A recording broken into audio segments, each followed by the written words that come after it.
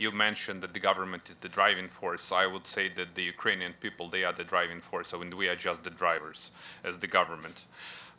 Let me focus and describe several issues I wanted to underline. First of all, let me start with the military situation and security situation in the East.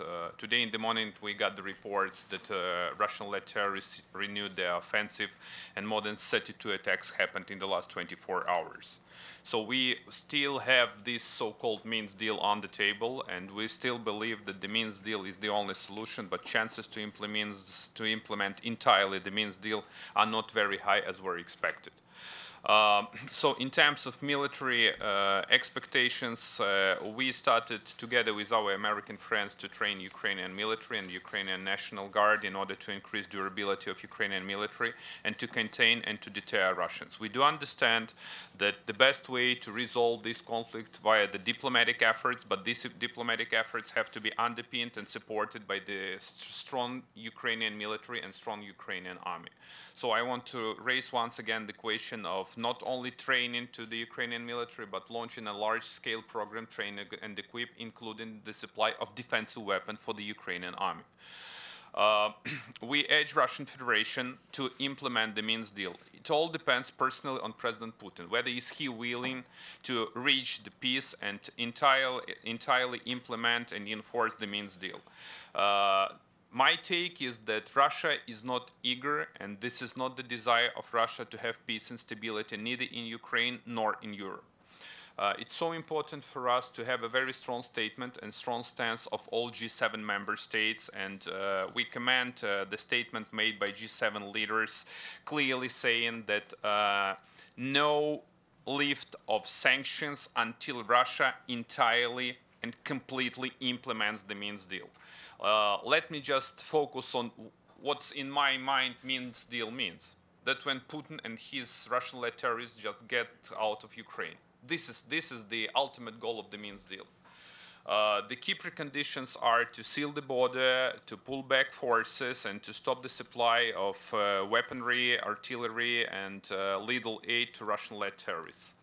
This conflict has tremendous negative implications over Ukrainian economy, but despite this, we are still floating, and even more, we are doing quite well in terms of budget revenues.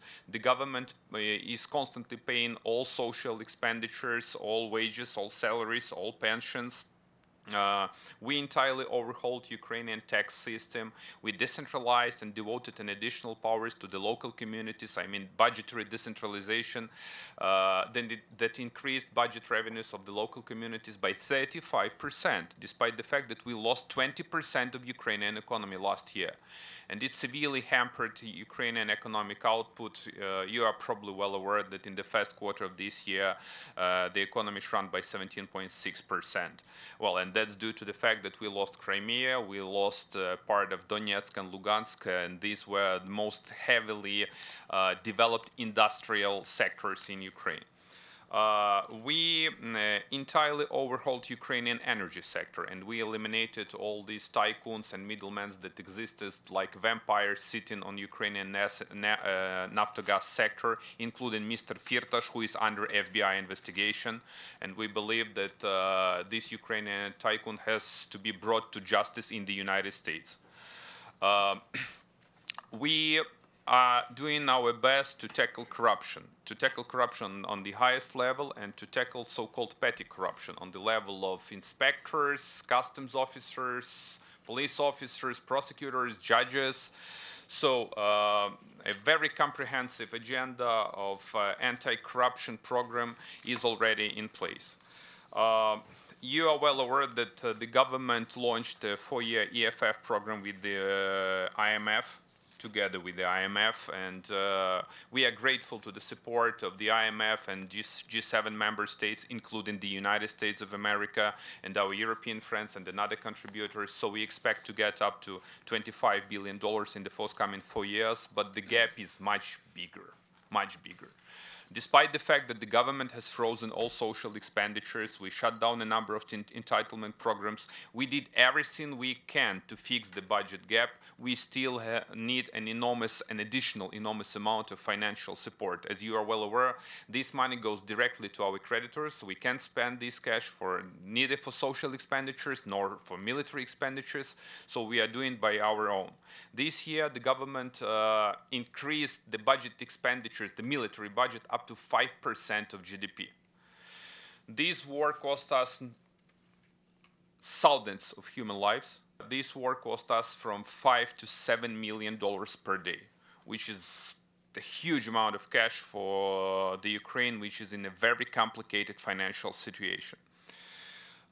So, Ukrainian project is to be not just a Ukrainian one. This is to be the world project, the project of the free world. If we succeed, this will be the best answer to dictatorship regime of President Putin, that the free world supports Ukraine, and that we are ready to stay united and to respond strongly, boldly, and wisely, tackling Russian-led aggression.